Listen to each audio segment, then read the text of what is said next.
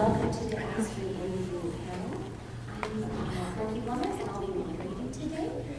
We have some wonderful guests today. I'm going to give them an opportunity to introduce themselves and give a brief background. And then they'll be taking questions. I do want to remind everybody that we're going to keep the Ask Me Anything panel PG-13 just for our people that might be littles, okay? So keep those questions at least at that level. Thank you so much and welcome. I love my speaking voice. Like a lovely microphone voice. I love it.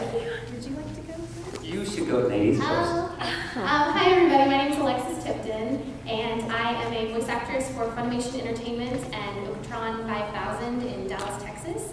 And just some of the roles I have voiced, I was Milka in Rosario Plus Vampire, Mizuki in Baka and Test, Musubi and Sekirei, Saya and Blood Sea, which this wonderful gentleman directed. And if you're following Funimation's news page, the cast for Guilty Crown was just announced, and I voiced Inori. So those are just some fun things I've been a part of over the years. My name is Jewell. I am an actor and ADR director for Funimation Entertainment, and I've done some stuff. Give some examples. Kyoso and Fruits Basket, Jimmy Kudo in Case Closed, and all sorts of others that you love. I was the bat in Rosario vs. Vampire. Who else was it? Claire Stanfield in Bacano. And then you directed. And I've directed as well. Directed Blood Sea, and I guess I can also say I directed some episodes of Toriko, and I think I can say, I don't know if I can say that one yet. There's another one that's really good that you're all going to love. Yay. So yeah, this is an Ask Anything panel. You can ask us questions about voiceover, you can ask us personal, but within reason questions, PG-13 questions. Yeah, I mean, if you want to know something that isn't related to anime, don't be shy. Just ask us anything. Anybody want to start us off? Yeah. I read where a lot of like stage actors, when usually before go out, they have like tongue twisters or alliterations or statements that they do before getting ready. Do you guys have anything like that before you go into the booth to kind of warm up all of the mouth muscles and just get all the everything going? I don't have any that I personally do, but I hear them all the time. You hear a lot of Unique New York, that one. You hear Russian wristwatch, Scottish wristwatch. You hear diction is done with the tip of the tongue in the front of the teeth. She makes a proper cup of coffee in her copper coffee pot. That one. Exactly. See, that's because I've done this before. But I don't personally do it, but if any of you are familiar with Danny Kaye, older entertainer, absolutely amazing. He was known for his tongue twisters, and he's one of my favorites. So those are all easy for me to say. But I hear them all the time, I just don't personally do them. I don't usually do tongue twisters. I sing in my car on the way to work just because that helps. It's fun, and I do it anyway, regardless of whether or not I'm going to work. But it also, warms up the vocal cords. If I'm working on a character that has a voice that maybe I'm not used to doing, sometimes I'll try to sing in my character voice just to kind of solidify it in my head, which is usually kind of interesting depending on the character. And sometimes I might do like, or like little movements like that just to get my actual mouth warmed up so I can form words. But yeah, pretty much I just sing, and yeah, nothing really special for me though. Good question though. How'd you get into it? How'd you get into the business, start doing it and whatnot? Let's see. Well, short version, there's a long version and a short version. Short version is I started off as a theater actress, and I still do theater whenever I can. It's just that it's kind of a big commitment, so I don't always have time to do it. My mother was an actress, did all kinds of things like that. I was very inspired by all the work that she did, and so I decided that I really wanted to be an actor. I started performing on stage when I was in elementary school and just absolutely fell in love with it. Started taking classes, was really involved all throughout elementary school, middle school, and high school, and a little bit in college. And then I found out that Funimation was located about 20 minutes from where I was living, and I was already an anime fan at the time, and I thought, oh my gosh, like, how cool would that be to combine my passion for acting and my love of anime? And so I put together a voice demo of character voices and got my acting resume together, submitted it to Funimation, and was lucky enough to get called in for an audition.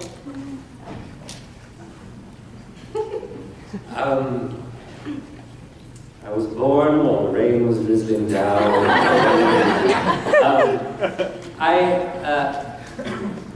Where to start? I guess really my mother. So I came out on my mother, right? Really? Yes, when mom and dad love each other very well, they make actors. Actually, well, except no mother and father want to have actors, I think. I don't know. Okay. Guys, we've been combined with your group. Okay. Well, welcome to the group.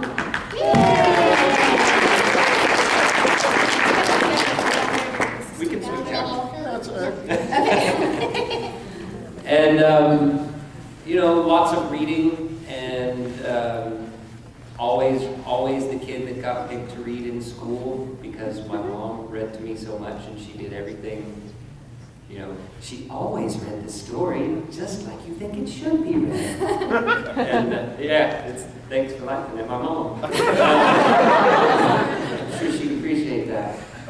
But all throughout school, had an interest in theater, did as much as I could. My mother worked at the local television station. Once I got older, I got to do some commercials and whatnot. Moved around the country playing music for a while, wound up in Texas. One of my friends was a sound engineer at Funimation. Another one got hired as an ADR engineer, and the other actors were out of town one weekend, and they called and asked if I would like to try it. And I said yes. And that's it. We have two more people who have joined us, and I will let them introduce themselves, and then the question that our How'd you get started? panelists have been answering is, how did you get started? Okay. Hi, everybody. My name is Sandy Fox. So happy to be here. Let's see, how did I get started? I started acting in school theater at age 14. And I got my first job singing and dancing at a theme park in Pittsburgh. I'm from Pittsburgh, Pennsylvania, when I was 16. And then after high school, was hired by Disney to become an entertainer. And actually my very first job at Disney at 17 was playing Mickey Mouse. And so I was actually in a costume, Mickey Mouse, Minnie Mouse. I flew as Tinkerbell, and I did shows on the property for the next 13 years. And one time, the head of entertainment called and said, there's this little kid and he keeps calling the office and he wants to talk to Mickey and he wants to talk to Minnie and he wants to talk to Snow White. So I would just do character voices and talk to these little kids. And I also worked for Make-A-Wish Foundation and would talk to kids with their last wish was to talk to Mickey or Minnie. Did some voices for the parade there. And I took a class from a voiceover director named Susan Blue. And I just said, wow, I really want to try this. And I ended up getting a job in California as Betty Boop, as a living Betty Boop, to tour for Universal Studios Hollywood. So I moved to LA, and my very first job was working on The Simpsons for 3 years. So it was so exciting, and it was in the very early stages of the show, like in the early 90s, but I did all the extra kids' voices. There was 5 of us in the WALA group, or the ADR group, the Additional Dialogue Replacement group. And so I started doing little kids on The Simpsons, which led to more little kids on Futurama, voices on Futurama, and King of the Hill for 7 years. And my first anime was in a garage. We were dubbing in a garage for the founder of Bang Zoom Entertainment, and it was Ninja Cadets. So Sakura Ninja Cadets. And then from then I just started doing television animation and anime, but I'm just excited excited to be here, and that's how I got started.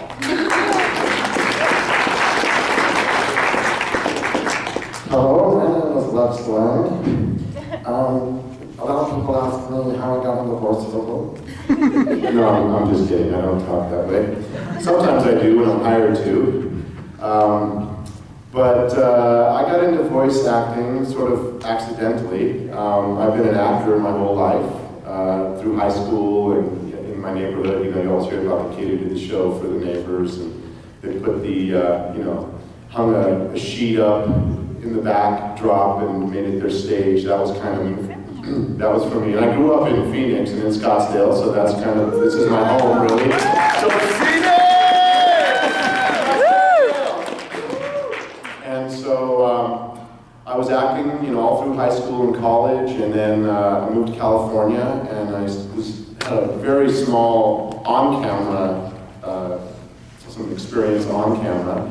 And I was with one of my friends one time on an on-camera shoot, and I started doing a bunch of different voices, because I used to do stand-up comedy also. I would do impressions during stand-up comedy. And my friend said, wow, you make a great voice actor. And I said, what's a voice actor? I have no idea what a voice, you mean like on a commercial? And they said, yeah, commercials, cartoons, trailers, movies, sound-alikes and things like that. And I said, wow, that's pretty cool. Can you introduce me to someone? And they introduced me to a guy named Scott Page-Pachter, who was the producer of the Power Rangers. And so I started, my very first job really was as in the Walla group, like Sandy mentioned, for the Power Rangers. And most of our work was we'd go into the studio and we'd be running for our lives from the big monsters that were the Power Rangers. And then I begged and begged and begged to have a speaking part, and I got the part of a character called Louis Kaboom, who everything he did, no matter what episode he was in, he would just go, Louis Kaboom! And that was all he did. And then I begged for more parts. And after considerable amounts of begging, I was given some other parts, and then I realized I was able to mimic people's voices early in life. Like around 7th grade, I was able to imitate my science teacher, so it was great during classes and say, you can put your pencils down now, and everyone would put their pens down, and the teacher would look up and go, what is everybody doing? Who said that? So I started doing what's called celebrity voice matching, and what happens often in films is they'll make a TV version or an airline version where they need to get rid of the curse words or change some things from time to time. And they audition a group of actors to come in and sound like other actors. And so I did that I still do that, but that's kind of how I broke into like a specialty field. And I did that for a number of different movies, and then I started into animation, and then I got into ADR for television shows and narration and movie trailers, and one thing led to the next, and here I am, 17 years later, and that's how I got started. Weren't you Black Ward Greymon? I was Ward Greymon, and maybe Black Ward Greymon. Ward Greymon had a lot of variations. And Ward Greymon's another one that, like, if you look up Ward Greymon, any show he's in, it's all, Ward Greymon! It's like, that's all he does. So I'd go in and rip my throat out 150 times in an episode doing that, and the rest is sort of history. Yay!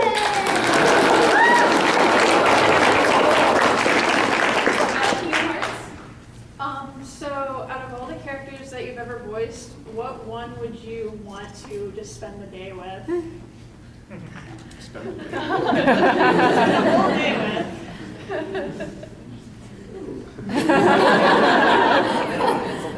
I guess I'll start. I don't know. I had the privilege, and it was really an honor, to be the voice of Han Solo for many years for the LucasArts games. And it's kind of interesting because, okay, I'm going to date myself here, but over 25 years ago, I came to the Phoenix, it wasn't called Comicon back then, it was the Star Trek convention, and I was cosplaying as Han Solo. And I was just a kid, and I was cosplaying as Han Solo running around, and once I became a voice actor, I got a call from my agent saying they're auditioning for Han Solo. So I was like, oh my God, I need to be able to audition for this. I got to audition for this. So I auditioned, and it was 1,600 people, 400 in San Francisco, 400 in California, 400 in New York, and 400 in Chicago that auditioned for the voice of Han Solo. And I kept narrowing it down and down and down and down and down and down again. And eventually my agent called and said, you got Han. And I literally jumped up and down like a girl. I was like, oh my God! I got Han Solo! Oh my God! Very not Han Solo-like. And so to answer the question, I'd love to hang out with Han for a day. That would be pretty cool. Fly on the fall and hang out with you. Let's see, I would have to say, animation-wise, probably Betty Boop, because she's the queen of cartoons, she's the first talking cartoon, and I'm sure at this time in the world she'd have, a lot of stories to tell. She was kind of deemed risque for her time.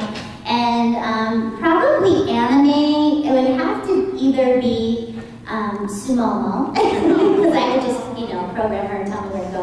But she's like a little GPS, right? But probably Angel Flan. I would like the Angel of Love, to spend a day with the Angel of Love. I mean, who wouldn't, right?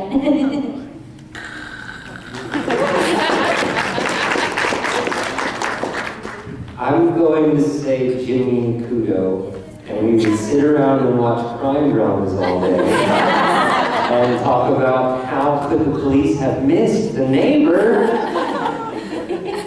I saw it coming. I didn't see it coming. It's the neighbor. Oh gosh.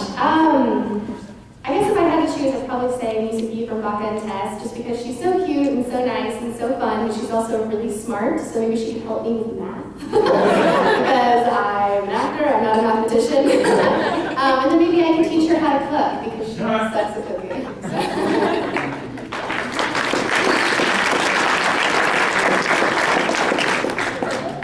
This is for Jerry. This is a shuffle question. Okay.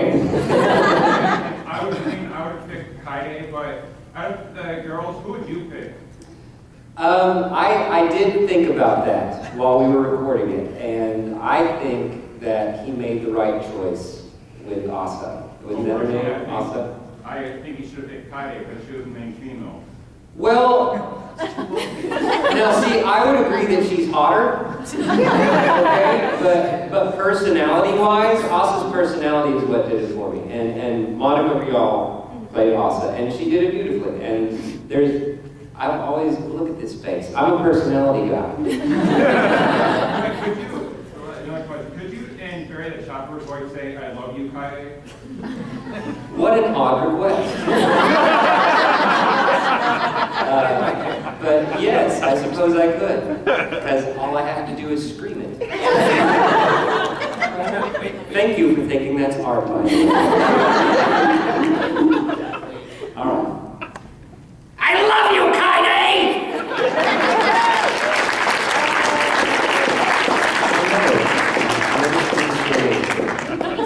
Any other questions? Yeah? This is for all of the panelists. What role of the other panelists do you think you liked the most, or that you thought they did the best in? Well, see, I'm familiar with Han Solo, so that's an easy one for me. Didn't you voice Sana? I did. It's gonna have to come for me, because I love that show. And then for Jerry, I haven't seen a whole lot of. I loved you as Kyo. She doesn't care. I loved you too. I also loved you as the Bat in Reserve Plus Vampire, because Jerry has an amazing singing voice, and we got a whole episode where he got to sing this really awesome song, I did. and you're just really funny as the Bat. So, and I got to hear you a lot since we were in that show together. So. I don't know their body of work so much. I know that they're really talented and very versatile voice actors, so it's hard to pick something. I just know that every time we see each other at conventions, that they have a huge fan base and they're well respected, and so I respect that Very funny. first and foremost. As far as this lady, who happens to be my wife, for anybody who didn't know that, I think that risky safety, risky, Yeah. she, you know, I'm sleeping in the morning, she says, Oh no, that's wakey, Momo. wakey, oh, Sumomo, Sumomo, sorry. What do you say? Wakey, wakey. So, yeah. And Lex will have to do a little bit of Goemon for you. Because I really enjoy watching Lupin. And I don't know you guys' body of work too, because are you guys based in Texas? Yeah. But I've just heard amazing things about both of them. So. Goemon's like a Spock, basically. When I went in, you know, I was doing kind of a samurai guy for him, and the director, not Richard Epcar, but there was like another guy that was above him, a producer-director guy, kept saying, flatter, do it flatter, even flatter. So like, no matter what I was saying, it was just like, the building is on fire, you know, we should run. You know, everything was like incredibly flat. And eventually, after 100 or so episodes, it became, you know, kind of his character. And looking back on it, you know, in juxtaposition from the other characters of the show, it kind of worked. So, you know, that was fun. Next. About how long do you think how long does it take for you to create a voice for a character? You're a director. That's it.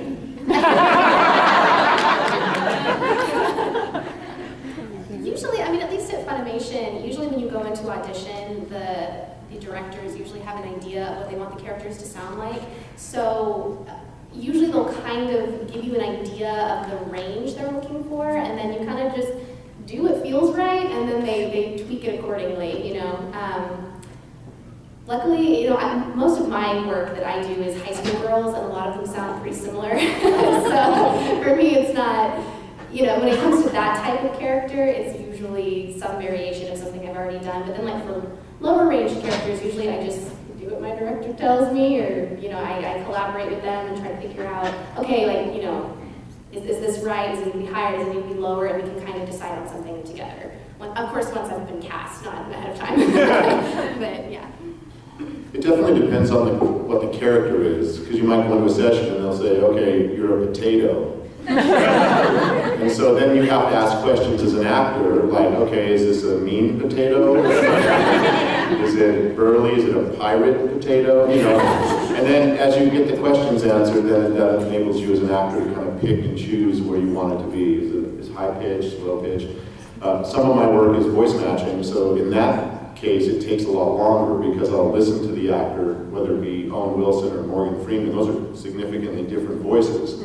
So for Owen Wilson, I'll say like, well, gosh, what is his point of view? He's always kind of under attack. He's got a higher pitch. So oh, you're my dog. I would never do that. You know, like he's got kind of a higher pitch thing. Whereas Morgan Freeman's kind of the everlasting storyteller, and he's got a really low, rumbly voice.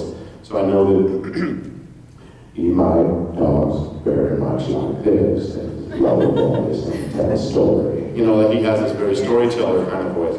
And so listening and determining their pitch and their tone and their texture has a lot to do with, you know, formulating the voice.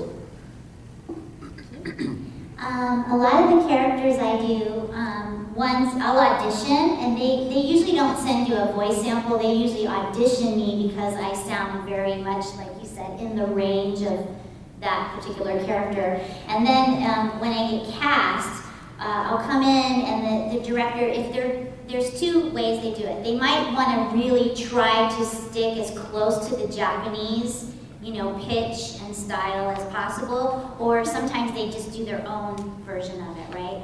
But what they'll do, the director will do, let's just play with the voice right now for the first, 5 minutes, and we'll read like the first 10 lines, and they'll adjust it as to where they are. And really in anime, I rely on the director because I don't see the script beforehand. I don't know that character. I mean, I'll audition on a Thursday and get hired on a Monday, and they'll say, oh yeah, you got hired, come in and do this job. So I really rely on that director to tell me where I am emotionally in the scene in relationship to the other characters and the voice. So. I just sound like myself. during the last panel, it was mentioned that sometimes the voice actors will mimic other voice actors. And so I was just interested to kind of see, since we have all of you here, your impersonations of each other. That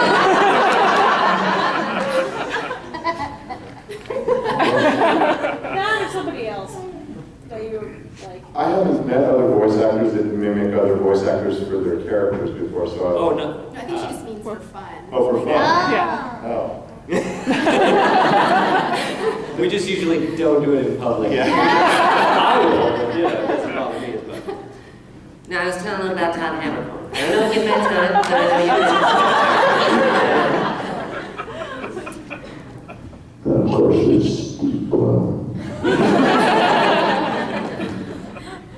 I don't think I can do it. I know that I get confused for Laura Bailey all the time, and since she's working in California now, back when they were still dubbing Shin Chan, if they had like a pickup line for her as Shin, but they didn't want to bring her all the way out from California to do it, they'd have me go in there and do the Shin pickup for her. So I guess I voice match Laura Bailey sometimes. I don't know. Yeah, I hear that.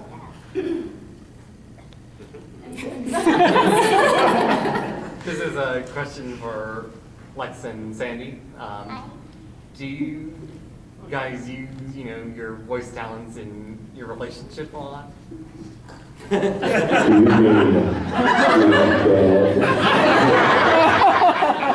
a lot? Don't act so surprised, you weren't going to impersonation this time. Well, let me just say that he did voice match Antonio Banderas. And that was a special request. What do you mean? Thank you for answering that question. It gets a little awkward when I'm asking her to do that 12-year-old again. Wait a minute.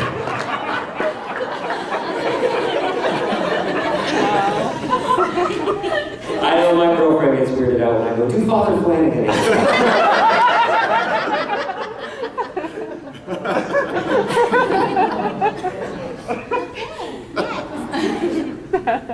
If you could cosplay as any of the characters that you played, who would you choose? The biggest, most muscular, handsome, whoever that, I don't think I've ever played any of those characters. So someone else's character. Let's see. I remember. I'm trying to think who I played in Stelvia because it was so long ago. But she had purple hair, and I would cosplay lavender and purple hair. I played a lot of stormtroopers, and I love the stormtrooper, gear. So I would probably come back and play stormtrooper. I play a lot of fan servicey characters. A character that didn't involve panty shots or boob shots. Or I could be modest. Oh, and Pai Wei from Van Dread. I liked her. She was fun. Jerry, you did play a sexy character Uh-oh. in Black Blood Brothers, Selman Clark. Oh, I guess so. He was quite pretty, wasn't he? I picked that one. Yeah. What was your first experience at a con like? I could not believe it. I didn't know it existed, and then when I found out that anybody cared that I dubbed anime, I was blown away.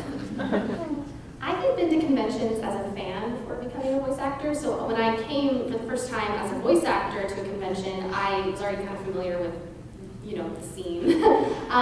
Going for the first time as a fan, I was just blown away just how nice everybody was and how kind everybody was, and just how, you know that when you go to a convention, especially as an anime fan, you know that every person that you are surrounded by shares at least one thing in common with you, and that's really cool because you're all there for the same reason. And then when I went as a voice actor, it was really neat to feel like I was sort of, in a way, I guess, giving back to the community and being like, oh, you guys have always been so cool to me, coming here as a fan, and now I've voiced these characters, and you think that's cool, and yay, let's geek out over them together. I've always had really good experiences. I love doing them.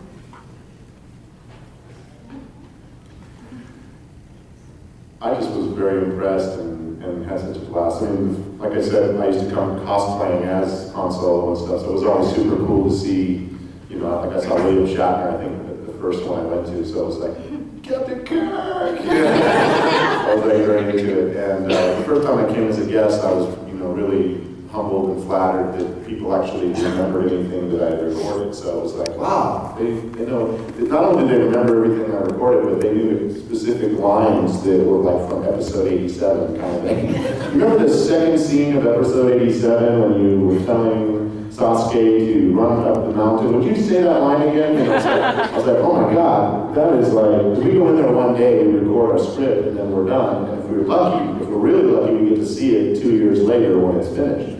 And so, a lot of times, fans of the shows will know a whole lot more than we do about our characters and everything. So it was really an honor to see that kind of commitment to the shows and stuff. That's pretty cool.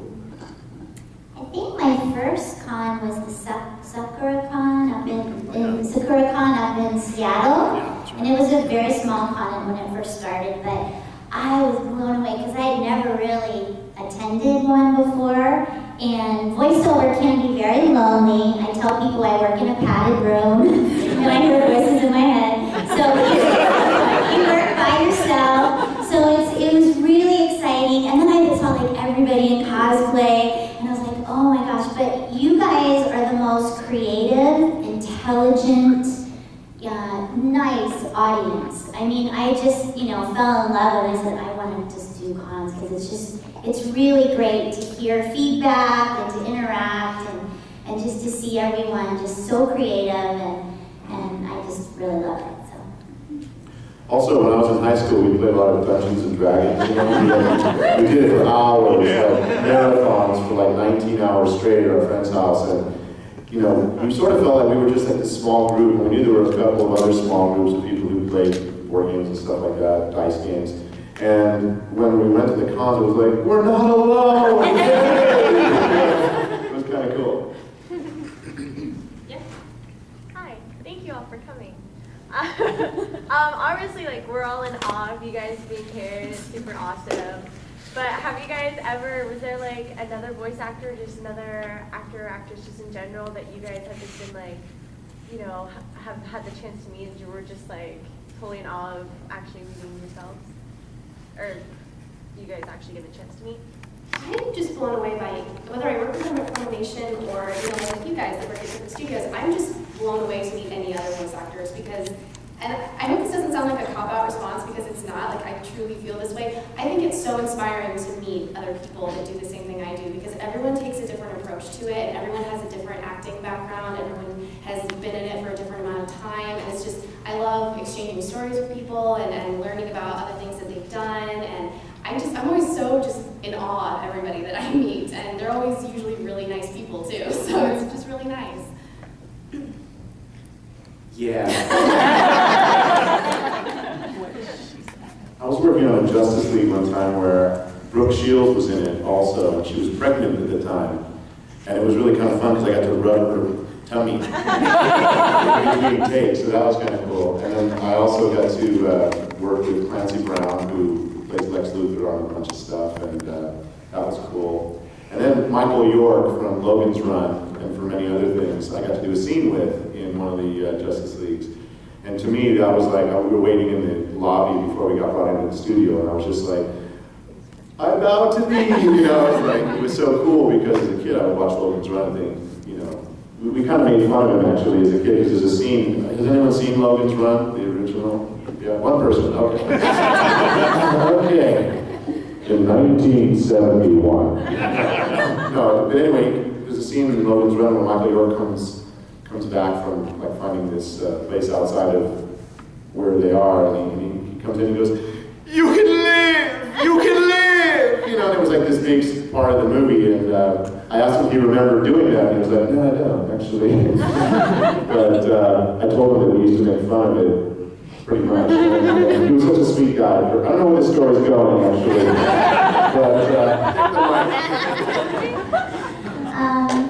I feel the same way. Just I'm so inspired by other artists and actors. I mean, I just, you know, it doesn't matter if they're world famous or just, you know, people people that are just getting started, because you can learn something from everyone. You know, and I'm one of those people that have always learned by watching and being in the space with another actor, you know, how they approach a character.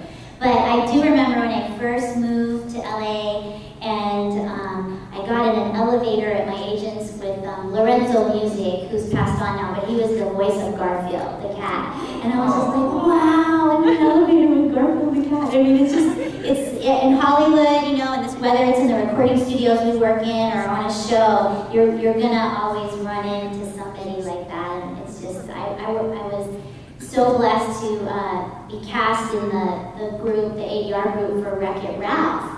And Disney said, just bring us everybody, you know, the A-list characters and the highest voices, so I got it as the highest voice. But it was great because, you know, I'm standing next to Jim Cummings, Winnie the Pooh, and I'm like, oh, talk like Winnie the Pooh to me. No offense to my husband, but yeah, I was excited to be working with Winnie the Pooh and Jess Harnell and all these amazing people. So very grateful that I get, you know, the opportunity to make my living doing this.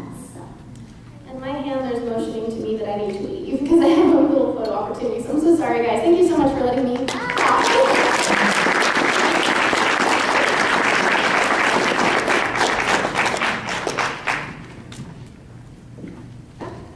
Do you have any con horror stories? A great story about a missing vampire? Horror stories? Make sure. Not horror. There has been some otaku funk that has happened. You know, otaku, sometimes there's some body odor that goes along with some of these otaku as the horror story like. Sometimes we call it be-otaku. Taco Bell. Not really, I haven't had any horror stories at any con. It's all really joyful. Yeah, usually everything. Oh, actually I have one. At a con in Virginia, someone got stabbed because like a year before they thought another group of people had stolen their hoodie. Oh, wow. So that was good enough to stab someone. That's a horror story. This one's from Sandy. Believe me, my mom knew that you were here, she'd probably hug you. She loves Betty Boop. She outruled me in any collection of Betty Boop memorabilia she's ever got, whatever collection. So this is more of a request. I want a picture with you when we're done. For her. Sure. You know, I feel really blessed to be one of the women to. I mean, I do love you too. Don't get me wrong, but she's more. She wants to be here. Sure. She'd be jealous, believe me. Sure. So can you do it one time? You were Betty. Yeah, I'm really blessed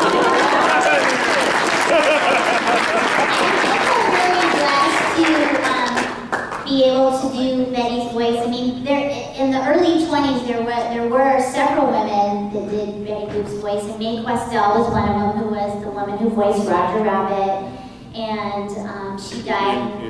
She was in Roger. She was in Roger Rabbit, yeah, and she died at age 85. Yeah. So it's pretty exciting to be in that group of women, you know.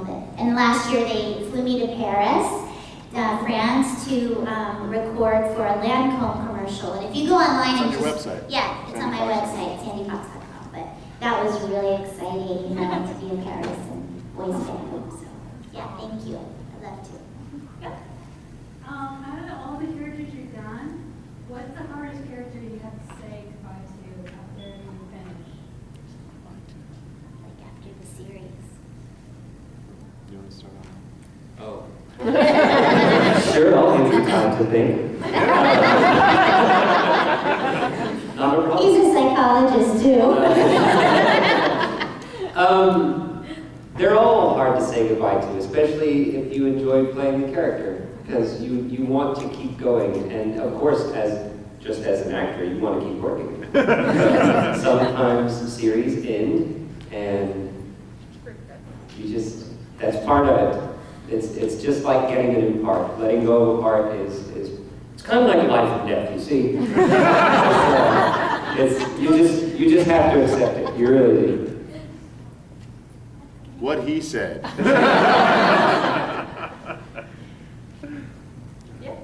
What's the most painful voice you've had to do? Bury the child. Metallica movie. Yeah, I just did a Metallica 3D movie that's coming out soon. Anybody who likes Metallica out there. And in it, it's a 3D concert film, but there's also a subplot where there's this guy being chased down by kind of like a headless horseman kind of guy, but he's actually got this big gas mask on. And the entire film, it's all just like that kind of sound for hours and hours and hours. And literally, I'd come home from the session. I'm still kind of recovering from the session, actually, but I'd come home and I'd be like, oh, that was great today. That was a great session. You know, and it was just, that was really, really difficult, a very vocally challenging session. So how special is it to revisit characters that you didn't think you'd see again? Very. I get excited, like I just got a call that, they were gonna do another Disgaea 5, and I was pretty excited because I think, it's been a couple years since the last one, so I do get excited when there's like a character coming back. You're like, oh, not just for the work, but just because, you really like that character. Yeah, I have fun playing her, so. Anytime LucasArts calls and Ray just says LucasArts wants to use you, it doesn't even matter what I'm playing. I start jumping around like a kid because it's, I'm a total Star Wars geek. So, anytime they call, and if you have an iPad, anybody out there, Star Wars Pinball, very cool. And you can hear me all over the place on it too. Yeah, it's very cool. Yeah, it's really cool. What is the most difficult thing about directing or voice acting?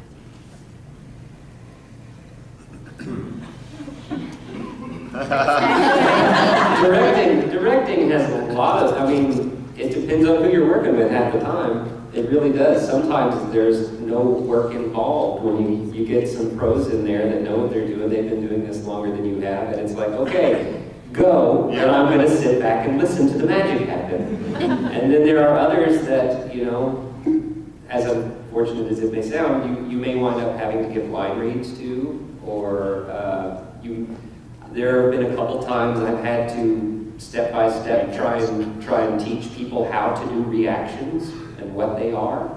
Exactly, because they don't know how to do reactions. It's not a normal thing to do. So and yeah, sometimes you have to recast people. I know that sounds scary. I haven't voice directed, except for workshops and things, but I'd say as an actor, doing traditional animation voice acting where you're in a room and you're reading what they call radio style theater reads. So the whole cast is there and we go through the script twice or 3 times and we're actually reading with each other. So to me, I'm playing off the other characters, I'm in the scene with everyone, and it's a lot easier. I think anime, for me, the very first challenge was the beeps, and then the numbers scrolling at the bottom, and it's like, I think if I played drums, I'd be better at this, because it's like so many things happening at once. And then I realized that I'm very intuitive, so I could really tune into that character's energy, and if I was much better off just listening to the beeps, looking at the dialogue, and watching the flaps, where other people just follow the numbers. And so anime was a lot more challenging for me to get really comfortable dubbing, and still bringing all of my acting to it and my emotional content of that character and energy. So that took me a little while, but I'd say that was the most challenging part. That's true. With dubbing, you don't get to pick your own timing as an actor. So you'd like to deliver a line a certain way. That's not up to you. That's up to what this is doing. What they said. What about the race car driver, though? As a director, I directed a video game called Dirt 2. I don't know if anybody ever played it, but it had a lot of like Ken Block and some other people in it that are famous, you know, Travis Pastrana and some other guys that were real famous X Games guys and drifting car guys, and they had never done voiceover. So literally, it was almost as if they had never read before. Like they'd have to say something like, "Hey, watch it," and they were so nervous. I mean, they can jump, you know, like Travis Pastrana, he can jump off the Palms Hotel, you know, with a parachute made out of, you know, a box or something. But he gets in front of the mic and he becomes more nervous. Or Ken Block, who, you know, drives 100 miles an hour down a dirt path and then drifts his car around a corner that 50 people are standing on and misses them by 6 inches kind of thing and just keeps going. He would have to say, like, watch it. He'd be like, hey, watch it. And I go, no, Ken, it's like somebody bumps your car and you turn around and go like, hey, watch it. And he goes, oh, okay. Hey, watch it. You know, and literally, Get your damn hands off of her. Very much like that. So I had to tell a few dirty jokes and get him laughing, and like at a break, just say, hey, you know, just totally relax, just relax, enjoy it, let's have fun, and it doesn't have to be stressful. He's like, I'm not an actor, and I said, it's okay, but you know, think about when you were a little kid and you were playing Cowboys Indians outside your house, just like have that kind of fun and abandon thing, you know. So he got much better, and we ended up getting some good stuff out of it in the end. Have you had any strange fan encounters or requests? Most of them. Yeah.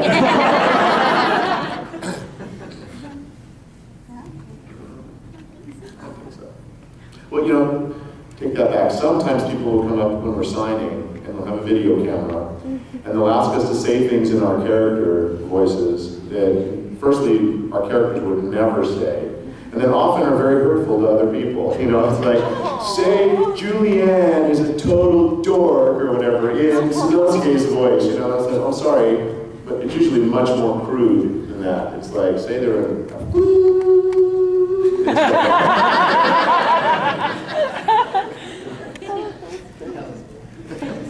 Then you have to hire him to replace his own voice.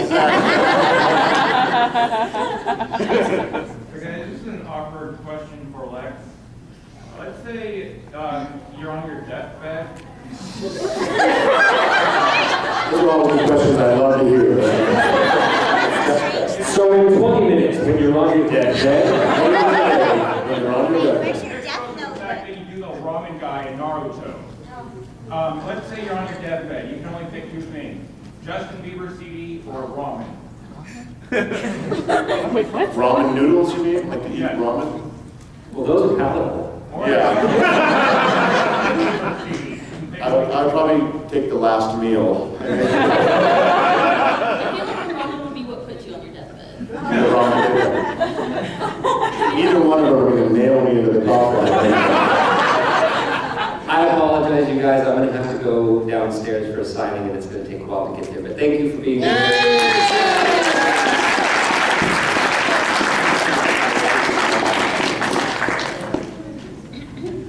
We have about 10 minutes left, so if they have any last questions you want to ask, start wrapping it up. Okay. Musical chairs. Yes? Yes. How long have you two been married, and when did you two meet? We've been married 9 years. We've been together 17 years. We met, it's a long story, but not too long. My brother lived in Northern California and had a friend named Victoria. And she got divorced from her husband and moved down to Southern California where she met Sandy. And my name Lex comes from my middle name, which is Alexis. And my first name, is this boring you? If you want to leave, no, just kidding. My middle name, no, go ahead. My first name was Walter. Okay, and so throughout my life, in my childhood, every time I would meet somebody, they would go, oh, you don't look like a Walter. So I had to keep saying, well, yeah, that's, you know, what they look like now. And so eventually, oh, and I knew this woman, Victoria, as Walter. Okay, so eventually, eventually I worked,